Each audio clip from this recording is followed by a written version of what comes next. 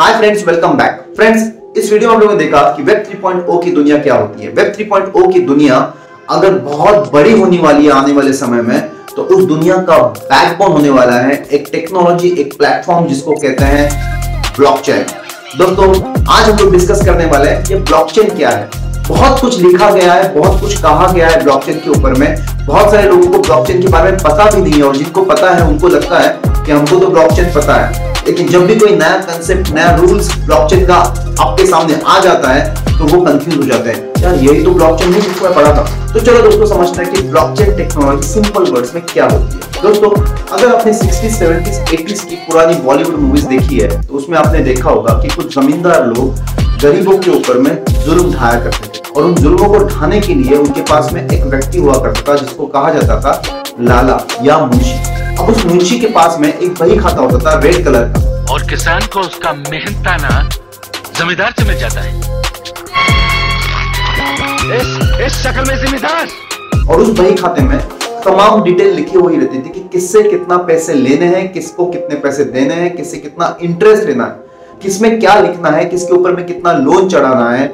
ये सब कुछ डिटेल्स उस बही खाते में होती थी, और वो मैनेज किया जाता था एक सेंट्रलाइज सिस्टम के थ्रू। मतलब वो एक लाला और दूसरा जमींदार। लेकिन दोस्तों, उसके बाद में कई लोग परेशान होना शुरू हो गए। तब दोस्तों ने अपने बैंक अकाउंट्स बनाना शुरू कर दिए। अब जब भी सपोज किसी व्यक्ति को अपने बैंक अकाउंट से किसी दूसरे बैंक अकाउंट में पैसे ट्रांसफर करने हैं, तो बैंक के पास जाकर उसको रिक्वेस्ट करनी पड़ती थी, और बैंक वो पैसे अपने अकाउंट से दूसरे के अकाउंट में ट्रांसफर किया करता था। दोस्तों, अब यहाँ पर फिजिकल वे में करेंसी ट्रांसफर नहीं हो रही थी, यहाँ पर एक ट्रांजैक्शन के फॉर्म में करेंसी ट्रांसफर होती है, जैसे HDFC टू SBI। दोस्तों, इस ट्रांजैक्शन को शिफ्ट करने के लिए आप बैंक के ऊपर में ट्रस्ट करते हो, और उस बैंक को भी वो ट्रांजैक्शन कंप्लीट होना चाहिए, इसकी रिस्पॉन्सिबिलिटी लेनी होती है। दोस्तों, अब ये भी हो गया एक सेंट्रलाइज सिस्टम कि आप डिपेंड हो बैंक के ऊपर में। बैंक चाहे तो वो ट्रांजैक्शन कंप्लीट सक्सेसफुल हो सकता है। अगर कुछ ट्रांजैक्शन में एरर आ जाता है तो वो आपको पता भी नहीं चलता। अगर पता चलता भी है तो आपको बैंक को क्वेश्चन करने पड़ते हैं, और क्वेश्चन के आंसर्स आपको जरूरी नहीं है मिल जाएंगे। दोस्तों, ऐसे बहुत सारे प्रॉब्लम्स होते हैं ये सेंट्रलाइज सिस्टम में। तो पुराने लाला के सेंट्रलाइज सिस्टम के बाद में शिफ्ट हो गया बैंक के सेंट्रलाइज सिस्टम के साथ में, और इसके बाद भी बहुत सारे इश्यूज आज भी आते हैं। रिसेंटली कल की बात है दोस्तों, एक बहुत बड़ी बैंक में 22,000 का घोटाला हो चुका है। इसके अलावा अगर हमारे पास में बहुत सारे बैंक्स के एग्जांपल है जहां पर आए दिन घोटाले होते रहते हैं, तो क्या आप बैंक को ट्रस्ट कर सकते हो? आज हम लोगों ने ऑलमोस्ट बैंक का ट्रस्ट लूज कर दिया है। दोस्तों, आज हम लोग बैंक के ऊपर में उतना ट्रस्ट नहीं है जितना पहले हुआ करता था, क्योंकि धीरे धीरे सिस्टम करप्ट हो चुका है। अब इस करप्ट सिस्टम को मैनेज कैसे किया जाए, यहीं पे एंट्री होती है दोस्तों ब्लॉकचेन की। अब दोस्तों, ब्लॉकचेन कैसे इस करप्ट सिस्टम को लड़ सकता है, चलो देखते हैं। बुक है जिससे लाला के वक्त में रेड कलर की जो कोठी हुआ करती थी, उसी तरह से बैंक के ऊपर में आज जो लोग ट्रांजैक्शंस करते हैं डेली बेसिस के ऊपर में, वो ट्रांजैक्शन कहीं पे स्टोर होता है, मतलब बैंक के पास स्टोर होता है। इस सेंट्रलाइज सिस्टम को दूर करने के लिए एक नया बही खाता, नया लेजर बुक क्रिएट किया ब्लॉक्स के फॉर्म में, और वही है दोस्तों ब्लॉकचेन। मतलब आपका डेटा जो है, जो डेली बेसिस के ऊपर ट्रांजैक्शंस हो रहे हैं, वो ट्रांजैक्शन मोर सिक्योर वे में किए जा सकते हैं ब्लॉकचेन के ब्लॉक्स में।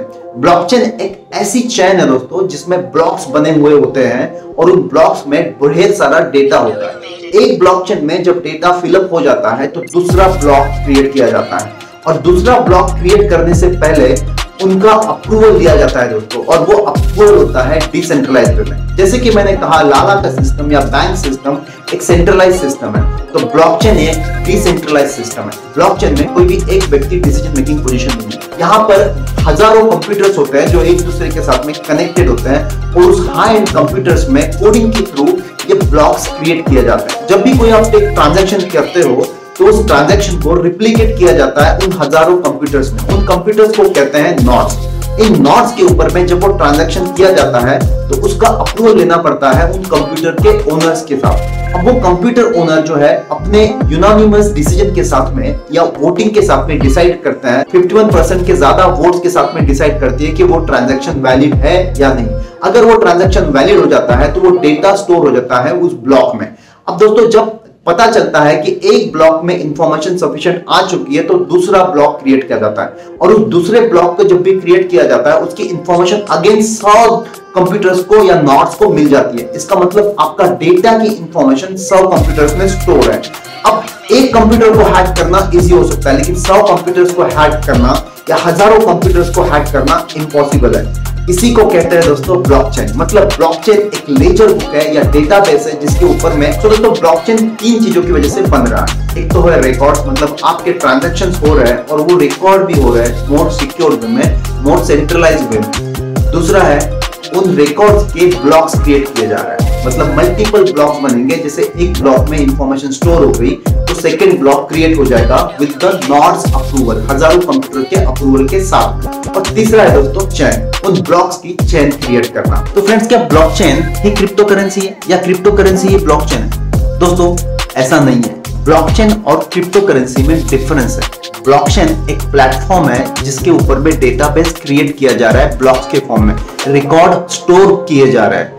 लेकिन रिकॉर्ड स्टोर करने के लिए नोड्स की जरूरत पड़ती है, उन हजारों कंप्यूटर्स की जरूरत पड़ती है जहां पर आपके रिकॉर्ड्स मेंटेन किए जा रहे हैं। और उन ट्रांजैक्शन को मेंटेन करने के लिए आपको कुछ स्मॉल अमाउंट पे किया जाना चाहिए, और उस स्मॉल अमाउंट पे करने के लिए करेंसी क्रिएट की जानी चाहिए जिसको कहते हैं डिजिटल करेंसी।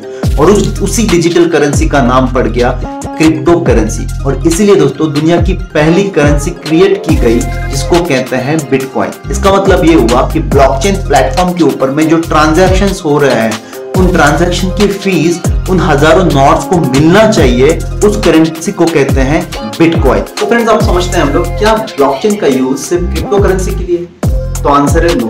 दोस्तों क्रिप्टो करेंसी के अलावा ब्लॉकचेन के बहुत सारे यूज हैं। जैसे कि क्रिप्टो करेंसी एक करेंसी है, उसी तरह से बैंकिंग सिस्टम या इंश्योरेंस सिस्टम भी ब्लॉकचेन टेक्नोलॉजी को यूज करके अपने ट्रांजैक्शन को मोर सिक्योर वे में क्रिएट कर सकते हैं। दोस्तों जब भी आप डेटाबेस के बारे में सुनते हो तो social media, Flipkart, Facebook, Amazon, इन प्लेटफॉर्म्स के ऊपर में आपकी नजर जाती है। अगर आपको लगता है कि आपको इससे बेटर प्लेटफॉर्म चाहिए जहां पर आपको पूछे बगैर आपकी इंफॉर्मेशन किसी और को शेयर नहीं की जानी चाहिए, तो डेफिनेटली ऐसे सोशल मीडिया प्लेटफॉर्म्स क्रिएट करने होंगे या आने वाले समय में क्रिएट होंगे जो रिप्लेस कर सकते हैं फेसबुक, गूगल, अमेजॉन जैसे प्लेटफॉर्म। उसके अलावा दोस्तों supply chain management. Supply chain management ये ऐसा टर्म है जो हर एक इंडस्ट्री को बिलोंग करता है, चाहे वो अमेजॉन हो, फ्लिपकार्ट हो, स्विगी हो, जोमेटो हो, मेक माई ट्रिप हो, या कोई मैन्युफैक्चरिंग सेगमेंट हो या रिटेल सेगमेंट हो। तो सभी सेगमेंट में supply chain important role play करता है। दोस्तों सपोज आपने कोई टी शर्ट परचेस कर लिया है अमेजॉन के थ्रू, वो टी शर्ट आपके पास में आ चुका है लेकिन उसमें कुछ मटेरियल का प्रॉब्लम है। अगर सप्लाई चेन मैनेजमेंट भी ब्लॉकचेन जैसे प्लेटफॉर्म पे काम करेंगे तो आपको सभी ब्लॉक्स को वेरीफाई करके इंफॉर्मेशन मिल सकती है कि कहां पर मिस्टेक्स हुई। इलेक्शंस में भी ब्लॉकचेन के थ्रू एक ट्रांसपेरेंट वोटिंग मैकेनिज्म क्रिएट किया जाता है। आपका वोट सही बंदे को ही जाना चाहिए, तो उसके लिए ब्लॉकचेन के ऊपर में ऐसा प्लेटफॉर्म क्रिएट किया जा सकता है जहां पर ज्यादा सिक्योर तरीके से और ट्रांसपेरेंट तरीके से वोटिंग हो सकती है। फ्रेंड्स, ब्लॉकचेन में कई सारे बेनिफिट्स है, इसके अलावा डिसएडवांटेजेस भी है। ब्लॉकचेन को यूज करने के लिए हेवी एंड की कंप्यूटर्स की जरूरत है, क्योंकि जो डेटा स्टोर होता है वो मल्टीपल कंप्यूटर्स में सेव होता है और एक मिनट में हजारों ट्रांजैक्शन स्टोर किए जाते हैं, और इसके लिए आपको हेवी एंड के कंप्यूटर्स की जरूरत पड़ सकती है। तो उसके लिए ज्यादा एनर्जी लगेगी। ज्यादा एनर्जी मतलब ज्यादा इलेक्ट्रिसिटी, और ज्यादा इलेक्ट्रिसिटी का लोड हम लोग अभी नहीं ले सकते। तो ये खर्चे आने वाले समय में हो सकते हैं अगर आपके सॉफ्टवेयर ब्लॉकचेन में यूज होना शुरू हो जाए, लेकिन उसके लिए भी सॉल्यूशन निकल आएंगे दोस्तों, क्योंकि ब्लॉकचेन के ऊपर में कंटिन्यूअसली काम होते जा रहा है। फ्रेंड्स, अब हम समझते हैं क्या गवर्नमेंट सपोर्ट कर रही है। दोस्तों दुनिया भर की बहुत सारी कंट्रीज जो है क्रिप्टो करेंसी या ब्लॉकचेन जैसे प्लेटफॉर्म के ऊपर में अभी जाना नहीं चाहती। इनफैक्ट आरबीआई ने हमारे इंडिया में ब्लॉकचेन को सपोर्ट किया है, लेकिन क्रिप्टो करेंसी के ऊपर में 30% के टैक्सेस ऐड किए गए हैं हमारे रिसेंट बजट में। निर्मला सीतारमन जो हमारी फाइनेंस मिनिस्टर है, उन्होंने क्लियरली कहा है कि आने वाले हर ट्रांजैक्शन के ऊपर में 30% के टैक्स ऐड होंगे। दोस्तों ये बहुत ज्यादा टैक्सेस होते हैं, इसके बावजूद क्रिप्टो करेंसी में इन्वेस्टमेंट कम नहीं हुई है। $1 बिलियन की इन्वेस्टमेंट ऑलरेडी हो चुकी है और आने वाले समय में और भी ज्यादा इन्वेस्टमेंट होने वाली है। दोस्तों गवर्नमेंट सेंट्रलाइज सिस्टम को कंटिन्यू करना चाहती है, क्योंकि उनको टैक्सेस की जरूरत पड़ती है देश को चलाने के लिए। क्रिप्टो करेंसी टैक्स मैकेनिज्म को हटाना चाहती है। दोस्तों क्रिप्टो करेंसी डिसेंट्रलाइज सिस्टम में बिलीव करती है, जहां पर आपको हर एक क्वेश्चंस के आंसर मिल सकते हैं। एट प्रेजेंट आप अपने बैंक को ज्यादा क्वेश्चन नहीं कर सकते, अपने गवर्नमेंट को क्वेश्चन नहीं कर सकते। वो इसलिए क्योंकि आप सेंट्रलाइज सिस्टम में बैठे हो।